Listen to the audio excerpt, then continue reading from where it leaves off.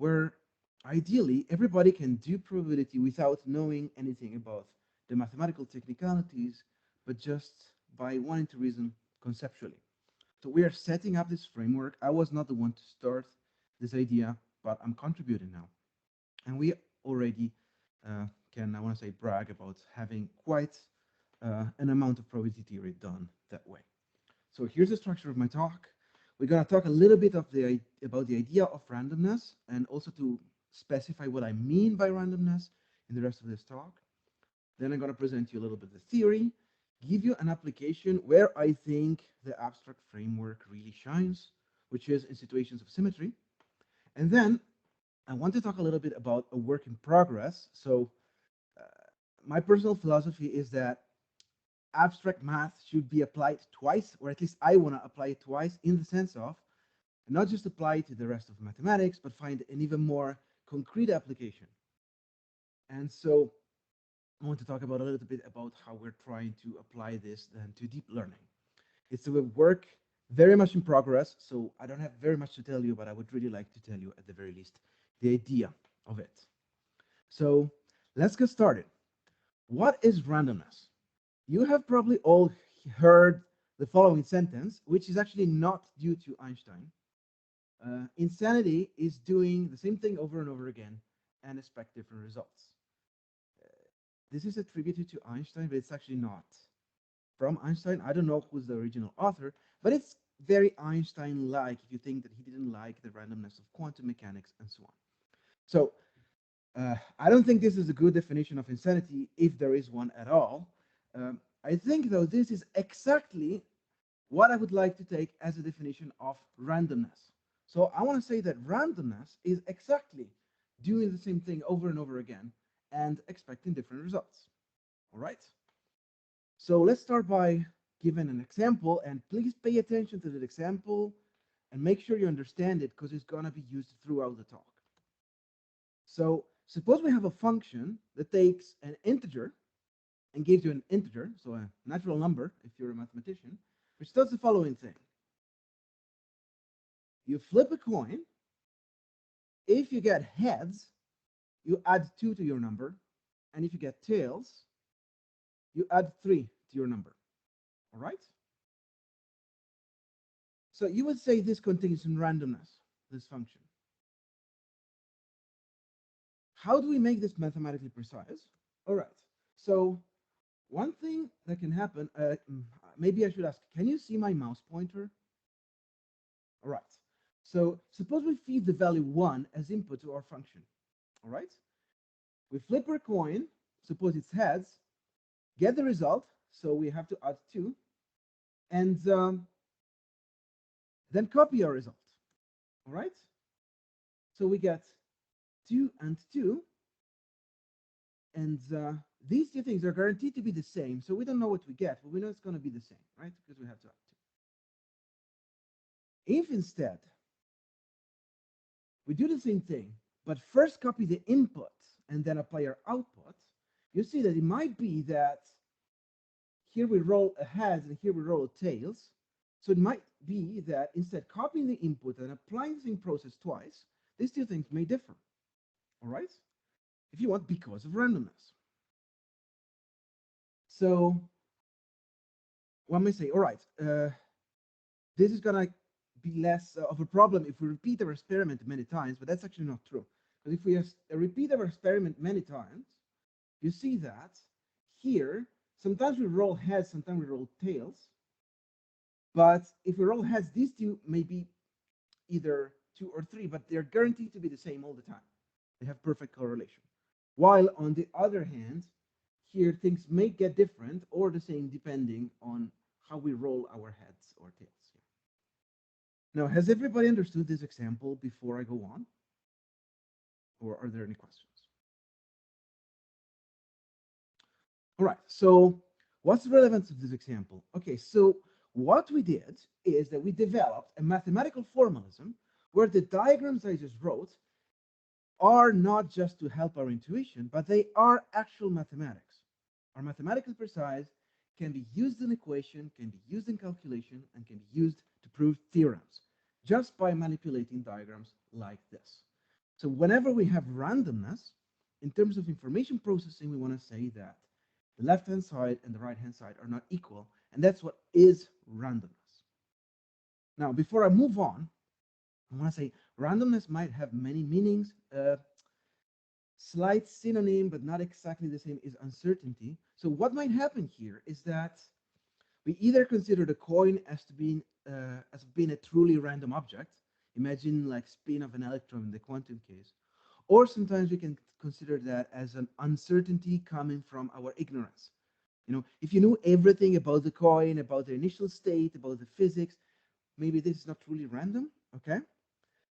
But this mathematical formalism works in either way. So you can consider this as randomness coming from incomplete information, so maybe it's more an uncertainty than a randomness. Or you could consider this true randomness. The mathematical formalism works either way, okay? Of course, how you use this then will depend on your interpretation. So once you actually apply this, there's going to be a difference between true randomness and ignorance, okay? But as you know, probability theory is somewhat invariant under the interpretation or even blind to the interpretation, and this formalism is as well. So pick the interpretation you want.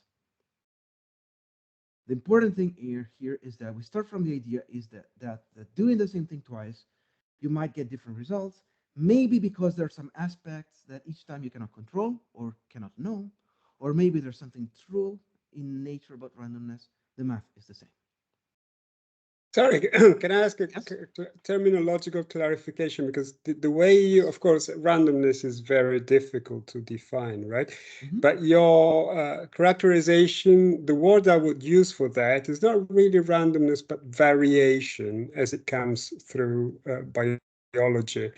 So I think it's completely compatible with what you say, but I would like to ask you if you see any differences between this and variation as it comes from statistical genetics. Yeah. Yeah, so I think this is another one. So variation is another situation where basically the left hand side and the right hand side do not agree. So, well, mathematically the formalism works for like all of these, basically. I guess variation is another way here. So in variation, I guess the idea is that um, there are some aspects which we do not control each time, right? I don't know, we're trying some kind of medication and we say that it works 60% of the time because maybe what we did not know is the precise DNA of those people and so on. So that's included in here. So that's an additional interpretation. And yeah, so that's another way to, that's another possible instance of what we're going to do. So yes, thank you. That's a very good point. All right, so let's get to the theory. I'm going to explain a little bit what a category is. Some of you might not know what it is. It's sometimes a scary definition for a very simple phenomenon. So what's a category? A category in mathematics is pretty much something that you have whenever you can compose things. All right? So you have some f from x to y, can be a process, can be anything really. And then from something from y to z, it has to be the same y. Like the output of f has to be the same as the input of g. And you compose them and you get something from x to z. Throughout this talk, I will also use string diagrams, which is the same thing but written this way. So f is some kind of a box that takes x as an input and y as an output and so on. So this is a composite box. All right? Now, what is an example of a category? Well, the easiest example is take sets and functions. So you have a set x with some elements. What is a function? Well, to each element of x, you get an element of y. Then you can do this again, and you see you get a function from x to z, the composite function. This is a category called set. You can do the same with relations. What is a relation? You see the yellow relation here. To a point of y gives two elements of z, and to another point of y gives no elements. But you can still compose these things. You can, for example, say that x goes to z and z prime, and x prime doesn't go to anything in z. So that's again a category called rel. Now, more interestingly, in probability, you want to make things a little bit quantitative. So the easiest category that throws in some numbers is the category of matrices. What is a matrix? I'm sure most of you know, but let's interpret it in this sense here. So imagine the relations here, except that each edge of the relation has a number, which tells you how much the point x goes to y and how much goes to y prime. So an example could be that x is a set of ingredients and y is a set of possible sauces, for example. And I don't know, if x is chili, you need half a chili in the sauce y and a little less than a third of a chili in the sauce y prime. It's a bit less spicy, okay? You can put all these numbers here. Usually in math, you represent it as a matrix, and you put these as columns, and then you do this for every point. Okay, so how much? You can use negative numbers, integers. In matrices, you can use all you want, even complex numbers if you want. All right, and well, you can compose these things. So say Z is a set of dishes, and here you have how much sauce goes in each dish, and you see this dish will have this amount of the sauce and this amount of the sauce. Same for the other one. How do you compose them? Well, usually you write these just the matrices in mathematics, put them next to each other, and do what's called a row by column multiplication. So you multiply this number with this number here, and this number with this number here. What does that mean? Well, look at the composite thing. In the end, you want to know, say, how much chili will go to your plate Z prime. Well, it depends on how much chili goes in this sauce and how much sauce goes in this plate, plus how much chili goes in this plate and how much sauce goes in this plate. And that's this entry. Okay? That's called the matrix multiplication. Now, in probability, we want to have what are called stochastic matrices, which are the same as matrices, except the numbers are non-negative, and the sum of each output needs to be 1. So you see, this is now the probability that x second, or x double prime, will transition to some element of y. 0.3 probability to go to y and 0.7 to y prime. You compose them just as before, which gives this what's called the Chapman-Kolmogorov formula. You can view this also as a conditional probability, conditional probability of having y if we know we are in, say, x double prime. All right. Now, in probability, sometimes you don't want to work with finite things, but infinite things. So Markov kernels, where you take a measurable set or event and look at the probability to transition to the whole set, because points usually get probability 0. You get the same thing, except that the composition now has to integrate instead of sum over all the intermediate states. For us, there's going to be really no difference between sums and integrals, or even quantifiers or other things. These all form a category. So you can do a lot of category theory without knowing anything about integrals, just by knowing that these things form a category, and a category with some particular properties. All right? Any questions so far? All right, let's go on. So what is the definition of a category? Well, it's a collection of what we call objects, and a collection of arrows or morphisms, which you write this way, such that, okay, there's the nothing arrow, the one that doesn't do anything, identity, which is like just a wire for us. A composition that tells you that you can put these two things together, as we said, and then some equations that need to hold. So composing any morphism with an identity, so like something like writing these wires longer, is the same as just f, and combining 3 is the same thing as combining 2 one at a time. So there's really just one way. In string diagrams, you see this almost already explicit from the way you write things down. That's the definition. And now, we don't just need a category, because we also want to compose things in parallel, do things at the same time. All right? So given x and y and a and b, you can have processes this way. You can also have processes this way that just takes these two inputs and these two outputs, where now, say, y might depend on both inputs. Okay? So this yellow situation is allowed, but it's not the same as the one on the left. Here, we have a very special situation where y only depends on x and b only depends on y, on a. Okay? So in the category of stochastic matrices, if you have two stochastic matrices and transitions here, you can put them together by looking at all the possibilities, and you just multiply the transitions. So that's telling you that these transitions happen independently. You also have the yellow situation, where y might depend on x and a, Okay, but that's not the special case here. What is this? So I'm gonna just sketch this definition because it's a bit complex, but I hope the idea is clear. It's called the monoidal category, where you can multiply now your objects and your morphisms. You can put them together and make them, so to say, happen at the same time independently. You have a neutral element, so multiplying nothing. And then you have some conditions to be satisfied. The most important one is that you can exchange things that happen on different threads. You can kind of move things along these arrows, which kind of tells you that, say here, in order to get y, you don't need a or b, you just need x. So in particular, you could do, before you know anything about h, or you can do h before you knew anything about f. Okay? So what is this monoidal unit, this particular I that's like the nothing element? Well, it's used mostly to form states. So imagine a box that has no input. We write this as a triangle. That's a particular situation, a particular case of a function or a process that doesn't need anything to start. In set, we take as I the one element set, so P is just an element of X. So a function from a one element set picks out just an element. More importantly, in Finstock, what is a stochastic matrix that has just one column?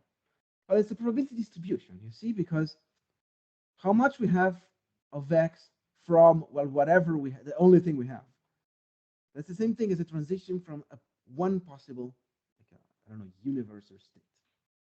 So probability distributions are encoded by forming stochastic matrices this way. Okay. The most important situation here is using joint states, so probability distributions over the products here,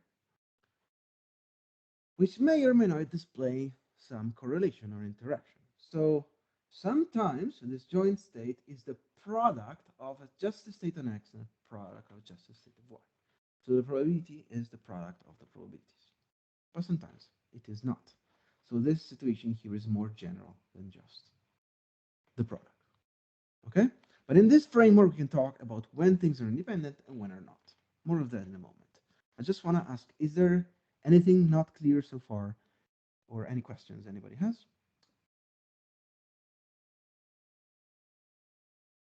All right. So recall that we had this equation where we copy things. So let's define what it means to copy. So a copy discard structure on a monoidal category, well, technically a symmetric monoidal category, but I hope it's clear what I mean here, is that for every object, we want two special maps. One that goes from x to x times x, so x twice, which ideally copy the state we are in. And then we have the discard or delete map, which goes to the, so to say, nothing object, which just discard the state we're in. And we write them this way. These again need to satisfy some conditions. For example, copying and discarding something is the same as just keeping the only copy we have. We call the structure Markov if, moreover, we have this situation here where processing some inputs and discarding the result is the same thing as discarding the inputs to begin with, okay? So basically, this processing information didn't change anything else than our input. This is related to normalization of probability. I can talk about more if you're interested. Now, in set, we have a canonical copy discard structure, which assigns, you see, you have a set and a Cartesian product of it with itself. What do we do? Well, from an element x, we go to x twice. We copy your state. Same thing for y. And if you have a state here in x and go to y, you discard the result. So you map it to the only element you can map it to, which is kind of saying you forget if we were in state x or state y of x. All right? For Finstock, well, we want to say the same thing, that you transition to this element and not to the rest, but these are transitions, so this is the matrix. You go from x to xx with probability 1 and 0 to the rest. And same thing here. All right? That's a copy map and a discard map. You'll go to the only element 1 with probability 1. Okay? Now, The surprise here is that with this copy discard structure, you can already do a lot of probability theory. So, first of all, we call a morphism deterministic if this holds. So, applying your things and copying is the same thing as copying and then applying your morphism. I hope I have provided enough intuition for why we want this to be determinism. Remember, we said that when this does not hold, then something is stochastic or has randomness or variation, as it was pointed out. Okay? For states, this reads like this, just except that x now is a trivial input, so it's like having a joint probability over a copy of x is the same thing as if you want flipping a coin twice. Okay? So you see here, you flip a coin, and the result of the coin is the same because it's copied, and here the coins may have different things. So let's look at what this says in set. So in set, you can apply f to x, and then copy in the result. You just did the order pair f of x, f of x. Or you can copy the input and then apply f to both copies. And again, you just have f of f of x. So in set, every function is deterministic. These two things are the same. Okay? On the other hand, in Finstock, well, this is the equation here. Let's do it for states. So translating this into numbers, you get this, which is the same thing as this. So p of x is equal to its square. Now solving the equation, which numbers are equal to their square? Just zeros and one. All right? So what this is saying is that the only states which are deterministic are exactly those probabilities where you are exactly sure about what's happened and what doesn't happen. So those probabilities that are just, you don't have stuff like 1/2, 1/3, 0.2, and so on. Like, they're probability distributions. And the same thing is true for function. All right? So there's exactly those transitions which happen surely with probability 1, and everything else does not happen. And again, this calculation is the same as states. When I first saw this, I thought this was magic because it was like, okay, think about it. You want to do some very conceptual reasoning about what it means to be deterministic. So copying and discarding, repeating the same thing twice is kind of a non-Einstein reasoning. And once you throw in the numbers, you get exactly what it means that your distribution is deterministic. Like you have zeros and ones and nothing in between. So when I first saw this, I thought we were onto something very deep. And by the way, if you did do this for measure theoretic probability, so for the continuous case, you get exactly the same thing. So you get those probability measures that give measure either 0 or 1 to every measurable sets, like what are called the 0-1 laws of deterministic random variables. So already here we had the feeling that probability theory can be encoded to a very large degree into this copying and discarding. But as you know, probability theory is not just about measurable sets or events, but it's mostly about their interactions, like stochastic processes and correlations and so on. So let's get to that. We say that a joint state is denoting independence of x and y if, I want to say, if in a certain way you can split it into two. So if it's a product, and not just a product, it's the product of its marginals. What is a marginal? Well, you see, if you have a probability of x and y and discard y, then you just have a probability over x. So in Finstock, in numbers, this discarding is mean by summing over all the y's. Okay, and here's summing over all the x. So those are marginals. So this equation in numbers means that the probability is the product of the marginal probabilities. Okay, and again, the same happens if you do the continuous case. So here is the first result that you can do in our formalism. Every deterministic thing splits. Now, let's try to first interpret this conceptually. So what does it mean that it splits? Well, okay, when things are not independent, let's use maybe the variation point of view. So the variation here is kind of telling us that x and y have some variation that we cannot control or do not have access over or cannot know, okay? However, what does it mean that these two things are correlated? Well, it kind of says that this variation, this knowledge that they have, that we don't have, is somewhat shared. Like it's true that we don't know everything about X and Y. But if we knew X, then we would be able to say something about Y. Okay? Instead, if it splits, well, then knowing something about X does not tell us anything about Y. So we have this very nice thing that where like when things are topologically connected in the graph, that also gives you a graph of like the knowledge that you have. There's actually a paper proving this very, very precisely so that the graphs tell you exactly what you can know about things. So say, for example, X is, I don't know, the average consumption of coffee in a city, and Y is the number of mathematicians in that city. Then there is a correlation, right? Of course, there's very easy correlation because both correlate with the population of the city, obviously.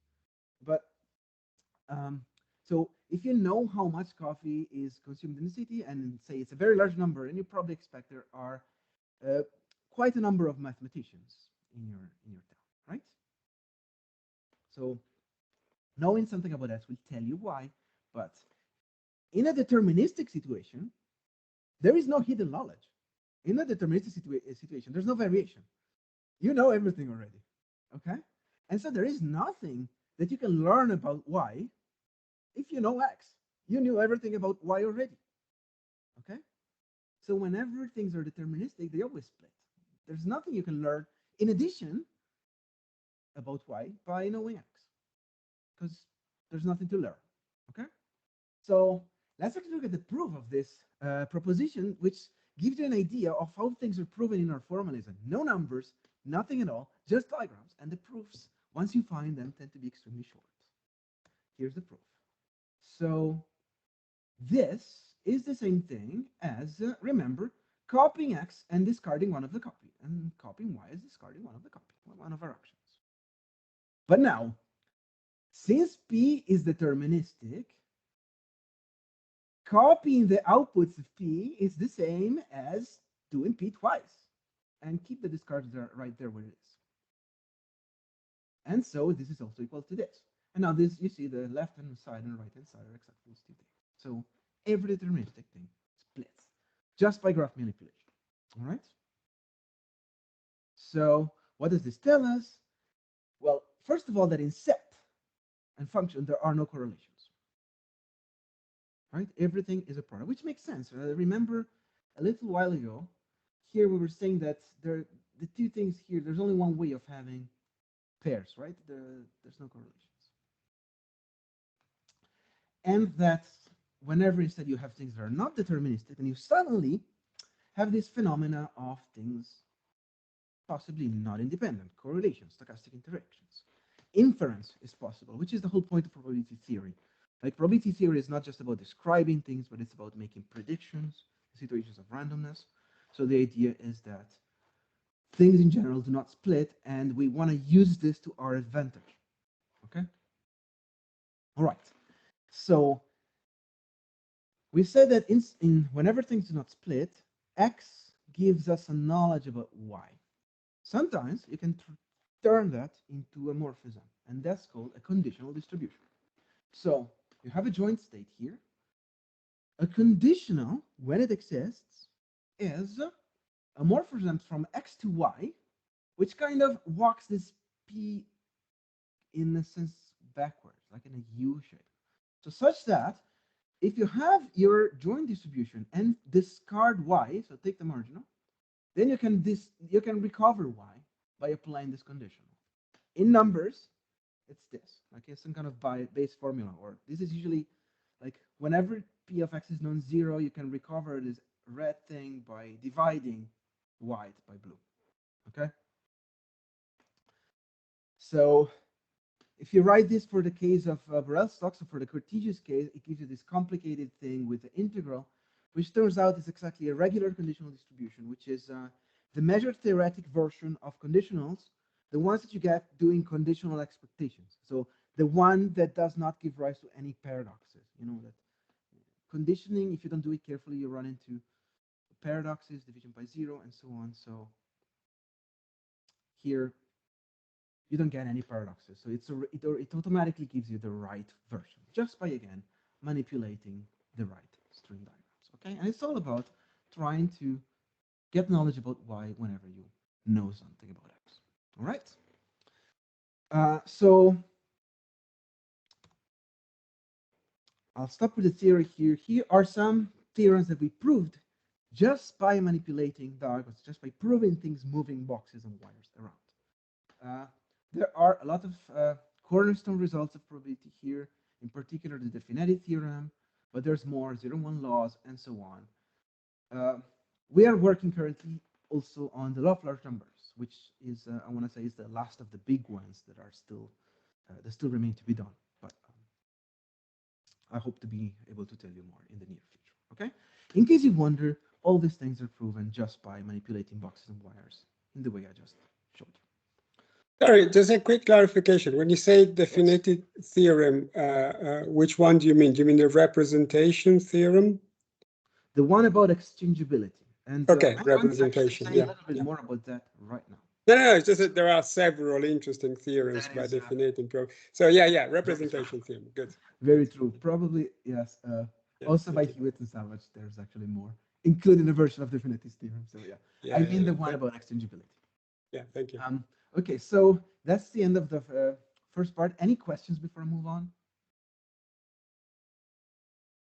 All right, so let's go on. One of the situations in mathematics in general where category theory really shines is when there are symmetries or invariances coming up. And probability is not an exception. So people haven't used category theory very much in probability theory, mostly for sociological reasons, that category theory was mostly used in like algebraic topology, and not many of those people also do probability and the other way around. Well, until now. Now there are finally a number of researchers doing probability and category theory, and one of the things they apply the formalism the most to is situations of symmetry. Okay, so let's start from a rather concrete problem, which is one of the main motivations of Definetti to develop his theorem, which is, suppose you have a coin, all right, and you flip it repeatedly, and you get heads, heads, heads, heads, heads. What do you think is going to happen next? Well, all right. I always want to make the joke. We all have the friend that tells you this number in the lottery has not come out in years. Now it's really time. You have to bet on it. You all know that's not how probability works, right? Because numbers don't have any memory. They don't know if they've come up or not. Every throw is independent, right? Rather, you might want to expect the opposite. So let's abstract away from the coin and suppose we're doing, okay, let's stay in biology with variation, all right? So suppose that you have a frog, okay? You have a frog and two possibilities for this frog. Either it likes cold water or warm water. You know, you don't know if it's a frog from Canada or from Florida. So you try to put it with a choice of going to cold water or warm water, and it goes repeatedly to warm water, warm water, warm water, warm water. Maybe not. Don't use the same frog. Use the same species but different frogs. Okay, and they consistently choose the warm water. What do you expect they're gonna choose next? You for sure don't think now it's time for cold water, right? You probably think that you've discovered something about the frog. Okay, or in the case of the coin, you think there's something about the coin. Maybe it's biased, maybe it has two heads or something. Maybe you're throwing it a certain way that makes it prefer heads or prefer the warm water, right? Um, so how do you think that? Well, because you think like there is actually no difference between throwing the coin now and later. There is a symmetry between the coin flips. And so there, whatever produces more heads now is also going to work in the future. There's some kind of symmetry here. All right? So by symmetry argument, or because you get suspicious, there's something about the coin, there's something about the frog, we're discovering something. There is some hidden knowledge. Again, there's some variation here we have no control over, which we might want to find out about. All right? And now comes the apparent paradox. Aren't all these repeated trials independent? Aren't we using different frogs all the time? then how is it possible that knowing the history of what we've seen so far, we can make more accurate predictions about the future? Like, if these things are independent, how is it possible that knowing the past will tell me something about the future? Where's the independence? Okay? So this is an apparent paradox. And to solve it, we have to take a deeper look at this idea of symmetry. This was solved by Mr. Definetti in 1927, but throughout the last century, more and more proofs of Definetti's theorem and solutions to this paradox have appeared in the literature and in the archive, as if people were not satisfied. Now, not because the math is wrong. The math is obviously right. It's proven. But the interpretation, what it means to us as humans, was always a little bit unsatisfactory. We claim, we gave our own proof using string diagrams, which we claim is very conceptual. So we claim that we have an explanation for humans. Of course, one could also say that we made things just worse by adding one more paper about Definetti's theorem. But we gave our contribution and a possible explanation. So first of all, what is symmetry? Well, what makes these figures symmetric? Also, it usually symmetry comes with some kind of pleasing to the eye kind of thing, right? So one possible way in which these figures are symmetric is that all have certain angles that you can rotate them around and they remain the same. This is the same if you rotate it of 120 degrees, this for 90, 72, 60, okay? And more. You see, if you rotate, for example, this one not 90 but 180, so you do this twice, then again it stays the same. So you can compose these things. And crucially, you can go back.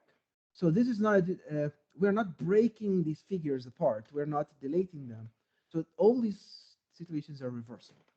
So what is a mathematical definition of a symmetry? Well, a symmetry on some object is a set of transformations such that they can be composed, they contain the identity, all the identities leave your thing as it is, and they can be inverted. So when things are not symmetric, the identity is the only one of these. But when things are symmetric, then there's more. And the more there are, the more interesting the symmetry is. For example, the hexagon has a very interesting symmetry. Okay? All right, so the mathematical structure that makes this precise is a group. So a group is a set together with a binary operation, which is the idea of composing these transformations, which is associative, just like a category, has a neutral element, which is a little bit like the identity, and then where things can be undone, reversed. So if you do G, then there's also a G to the minus 1, it's usually called, where you do the rotation of the opposite direction, okay? Such that it undoes your direction. So doing it and then going back is the same as doing nothing, okay? If you want, you can try to prove that a category is a special, that a group is a very special category with a single object. You might recover. All right, so this is abstract and make it more concrete.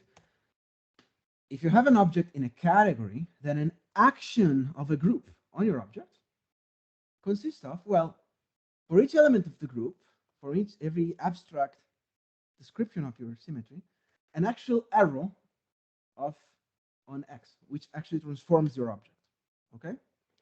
Compatible with this, so that the identity is this neutral element and compatible with compositions. So this is the same thing as a functor, if you know about it. I don't have time to talk about functors, but it's something like an arrow between categories in a certain way, okay?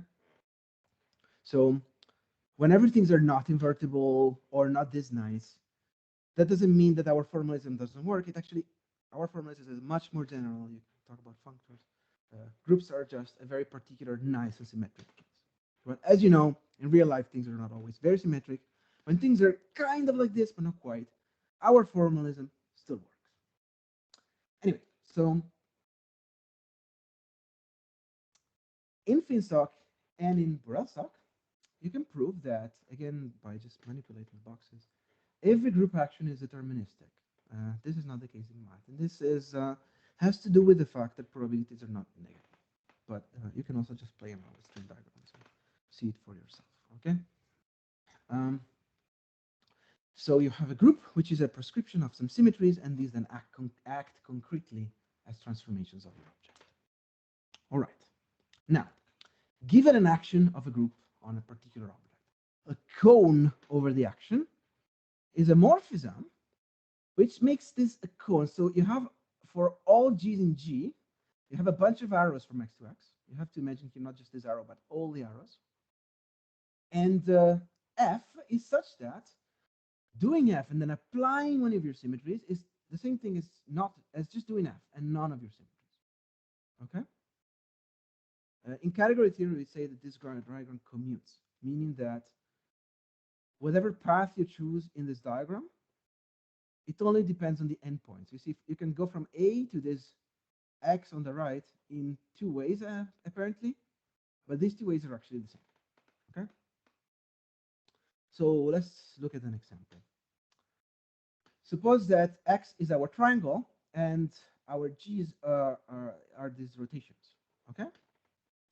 Let's also suppose that A has a single element, so A is the one element set, so that a function P is just a point.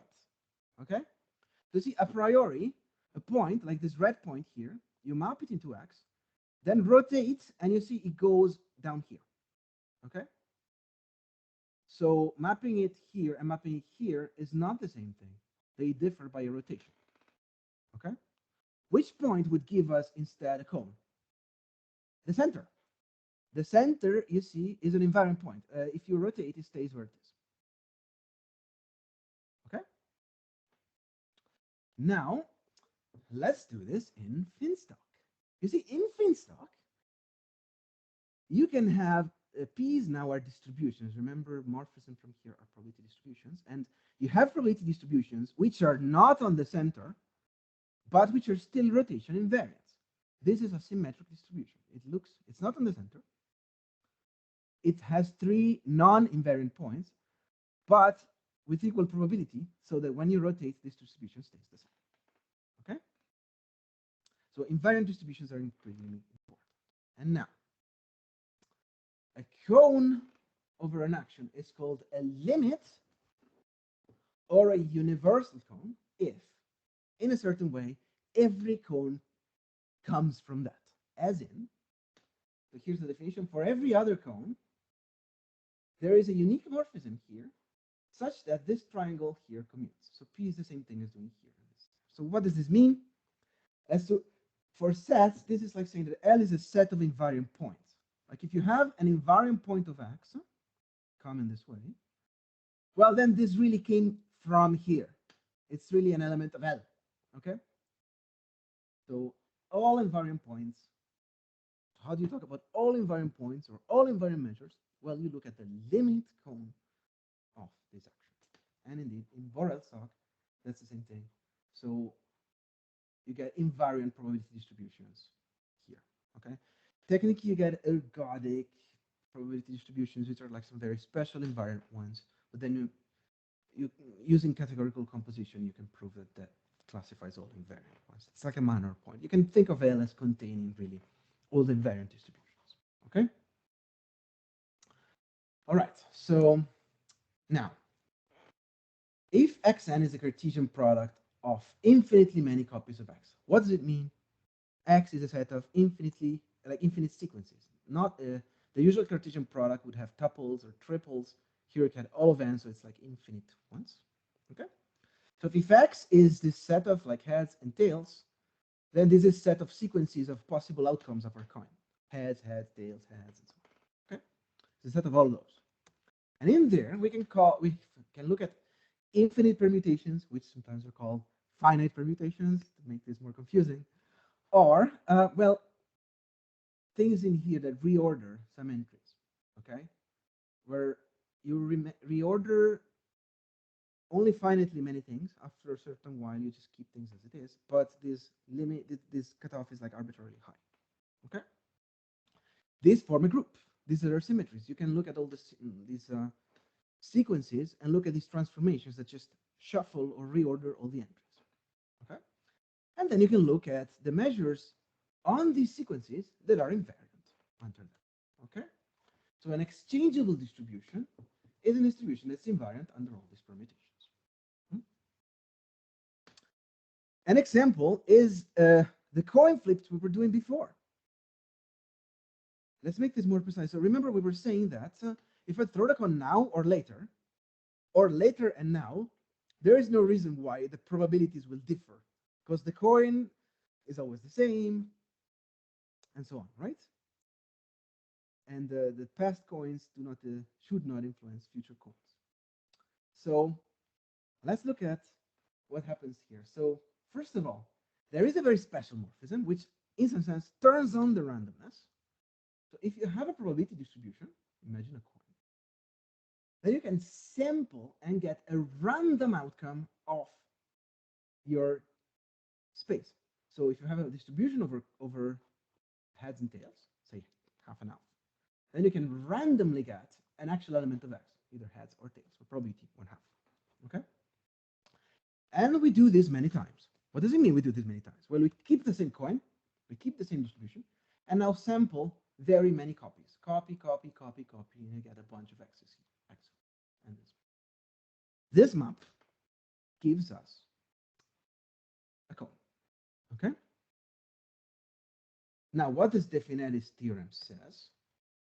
That this cone, given by sampling, is actually the limit cone. So every invariant distribution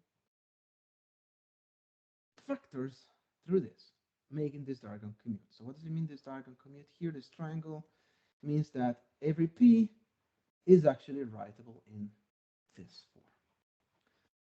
This is quite nice because it also kind of tells you that the space of probability distributions is exactly the space of all those things that you can learn by taking repeated independent samples. So it's kind of telling you why statistics works, or even why science works. Like when the things you discover about p, the things you discover about your frog or about your coin are exactly the things you do by doing repeated experiments. That's kind of the core of science, if you want, or at least of statistics. All right? So why does this solve our paradox? If the coin flips are independent, how can the past tell me anything about the future? Well, the coin flips are actually not quite independent. What is independent? That means that these things split, right? But now, if the coin flips were independent, then we would know everything about the coin. So what's going on here?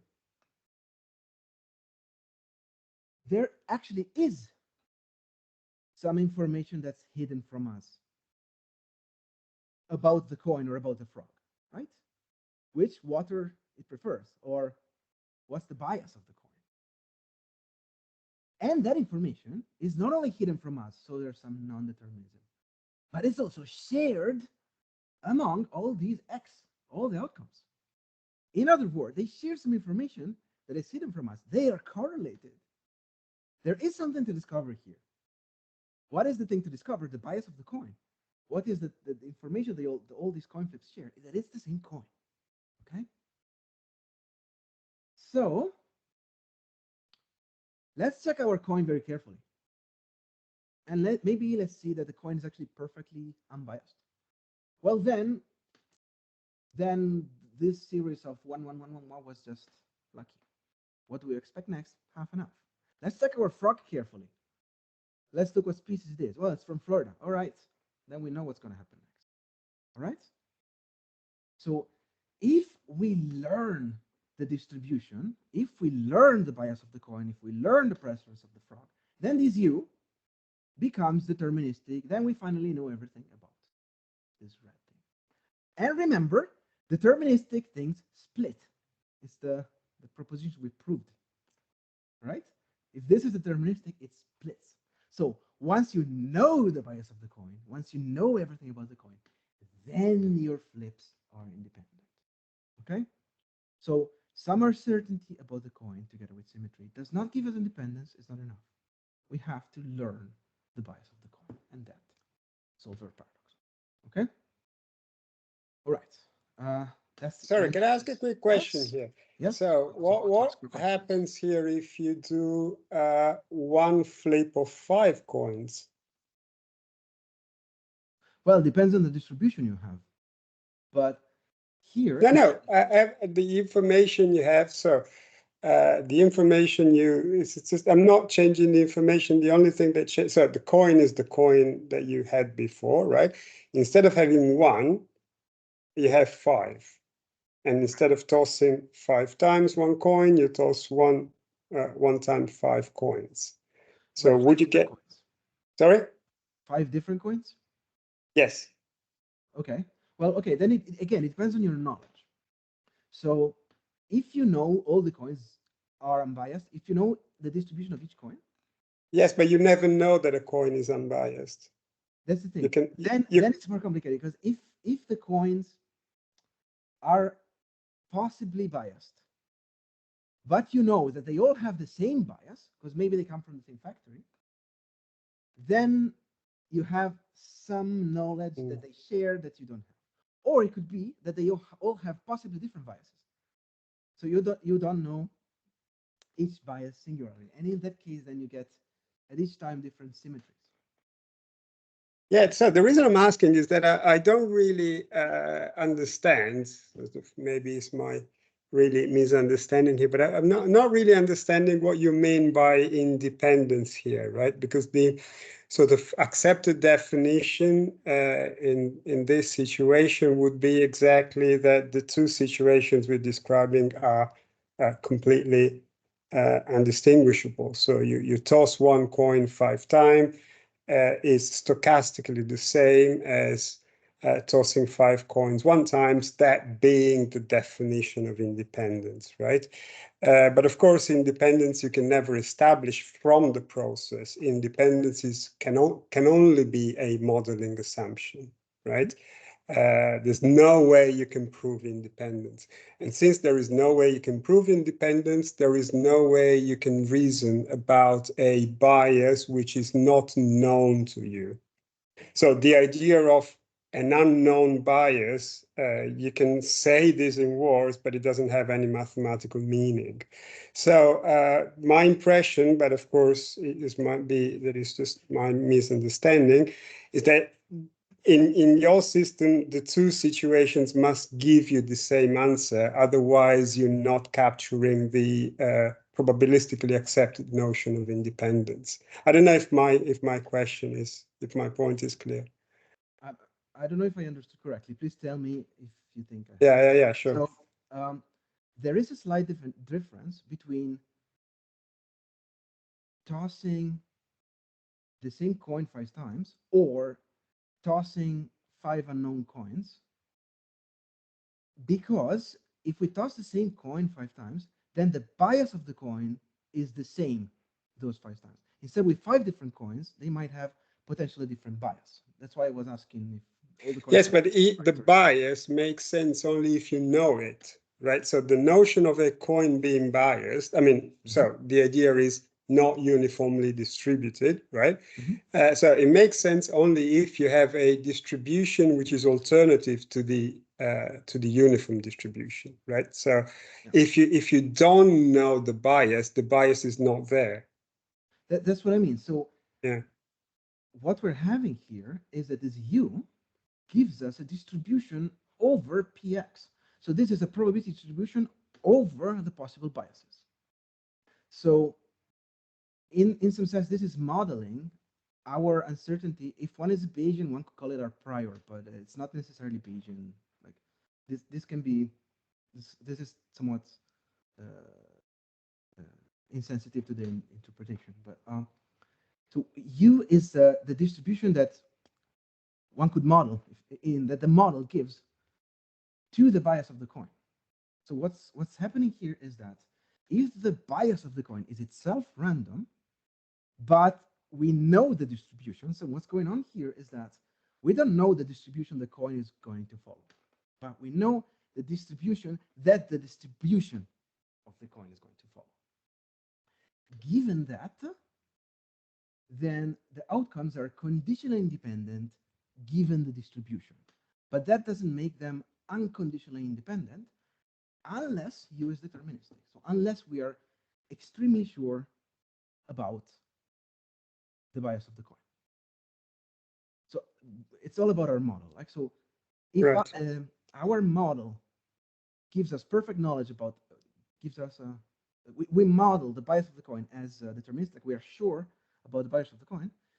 If so, and if and only if this is the case, then the coin flips are going to be unconditionally independent, again, for our model. Does that answer the question? I'm It clarifies a lot. Thank you. Thank you. Yes. So maybe one way this, I like these diagrams, is that you see here, X and X, so these two copies, these two coin flips, are not actually disconnected. The diagram doesn't actually flip. So technically, knowing some of these X's can tell us something about the next one. This doesn't split. However, the information that this X has about this other X goes through PX. So in some sense, these depend on each other only through the distribution. So the only way you can make prediction about this X is through inferring or having a better estimate about the bias of the coin, about the law we're following, through what we've seen so far. Like, we would like to condition over all these and get this. That's actually also how the theorem is proven. However, if U is deterministic, then we know that deterministic is split. And so in that case, it becomes true that knowing the past would not give us anything about the present. Why? Well, because we know everything already from, we know everything about P. We're sure about P, so there's no need to learn it from the past. So in some sense, this diagram, this red and yellow diagram, describes our knowledge. We can learn this X from this X through PX, but if we know PX, then there's nothing new this can tell us. Because the knowledge of X that X can give us about the next X is only through PX. Does that make sense?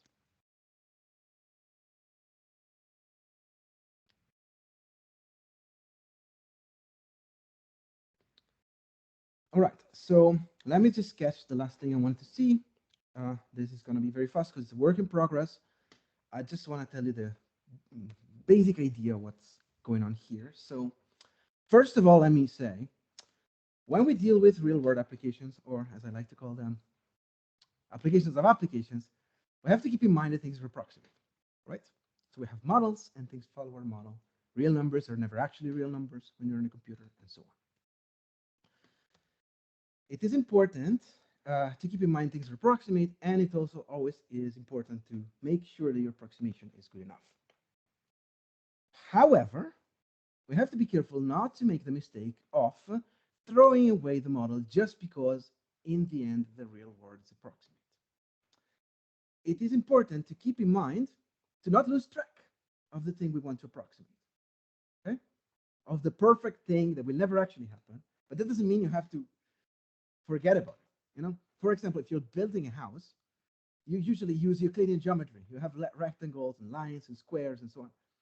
Nobody is going to tell you, now throw away Euclidean geometry because a line has like zero thickness. In a house, nothing has zero thickness. Yeah, it doesn't mean you don't use geometry to build a house, right? When you build a house, you have to still use your Euclidean geometry and then know very well that, I don't know, your windows are going to have some thickness and so on. The same thing is going to happen here. So a neural network is actually a bunch of things like this, weights, biases, and some nonlinearities. But all these things are stochastic, are not stochastic. All these things are deterministic. Again, there's some approximations here, but the things we approximate are not deterministic. So what does it mean that we can treat a neural network as a stochastic device? Well, we can treat some things as stochastic, namely generative deep learning. I'm sure you've all played around with ChatGPT or DALL-E, Midjourney, and so on. And you know that if you say, draw me planet Earth, and then tomorrow you tell it, draw me planet Earth, you get a different Earth every time.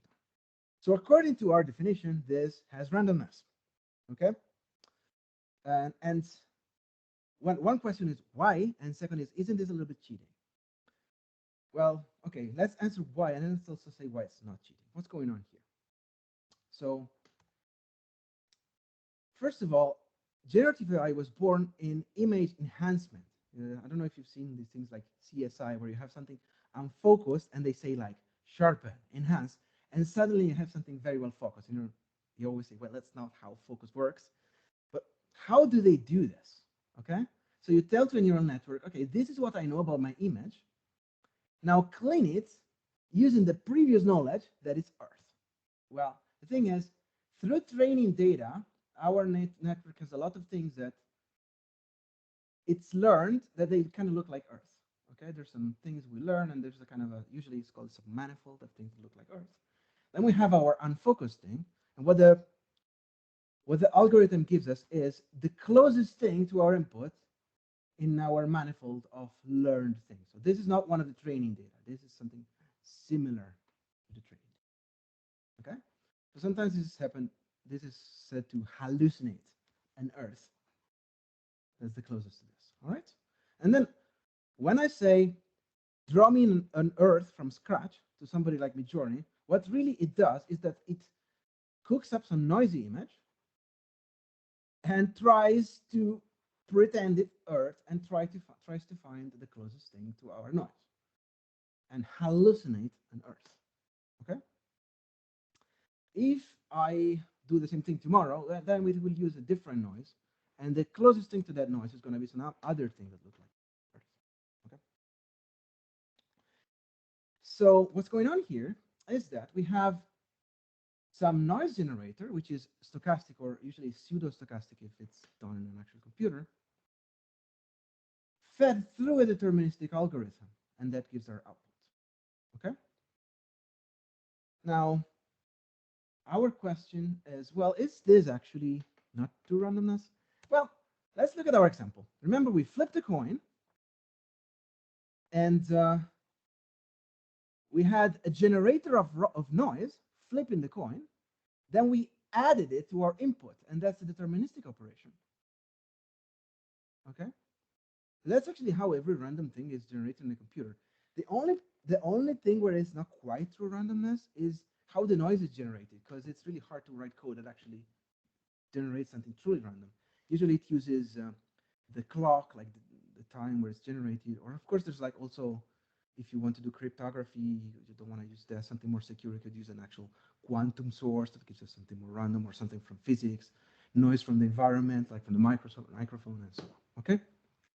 But it's a different problem. So what I want to say is that things like this that generate some random noise and then apply a deterministic process to it are how usual probabilistic computation always works. So in this sense, generative deep learning is not less random than usual probabilistic computation. We can make this precise. A Markov category has called randomness pushback if you can push back the random. As in, every morphism, especially the stochastic ones, can be written as some noise applied to something deterministic. And now you can very easily prove that ordinary probability theory has randomness pushback, because that's usually how you model a random variable in probability. You have a sample space with a probability measure, and then you have deterministic morphisms out of it. And all the randomness comes from this thing. So conceptually, the randomness of generative AI is not different from the one of traditional probability theory. Also, probability theory has randomness. Okay? All right. So now, what are we working on? Well, generative AI is stochastic in our definition and in the same way as ordinary probability theory is. So which means that our formalism applies. Now the question is, can we apply it in a convenient ways and use these ideas about stochastic invariance, independence, and determinism to make sense a little bit more of what's going on inside neural networks that have this stochastic component? We are working on it. We don't have a paper yet, but we have some preliminary results which are encouraging. So I really hope that in the near future we'll be able to tell you more about this. But I really wanted to mention that whenever when we came up with our formalism, the ultimate goal was, at least to me, always to then apply it to a very concrete problem and try to use this very general idea of randomness and this very general theory that even applies to generative AI to make more sense of what things in there depend on what are the correlations, what are the invariances, and so on. So let me just conclude. Sometimes people ask us the question, could we do all of this probability statistic without using the abstract formalism?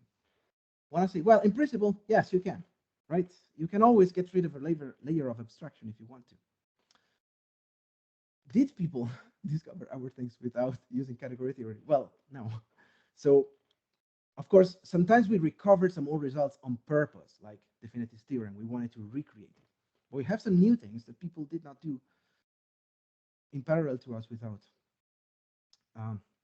using our abstract layer, especially things that involve a lot of integrals and measure theoretic things, because in our formalism, you can do them in the same way as the finite case. So there's really no difference.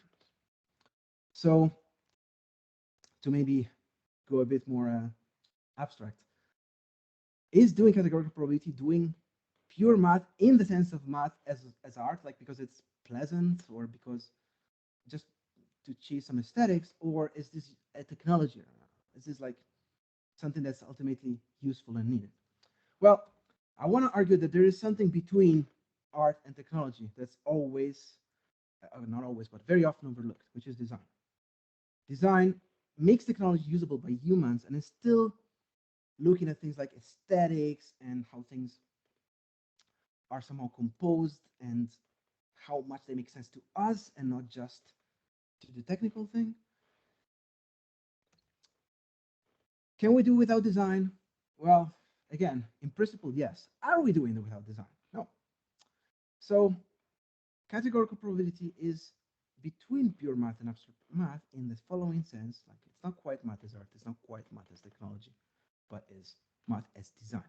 So we designed the mathematical theory with the technology in mind. So we had to study probability theory, interact with a lot of probabilists, model all the things they need, at the same time trying to keep an abstract point of view and have some, so to say, canons of simplicity and usability, because ultimately we want this to be used by humans, even humans that do not know about measurable spaces, integrals, and all that. With that, I'm at the end. Here are some references if you want to know more. And if you want to learn more about category theory, there are, especially for Italian speakers, some video lectures, which we put on last year, which you're more than welcome to. All right, I'll stop here.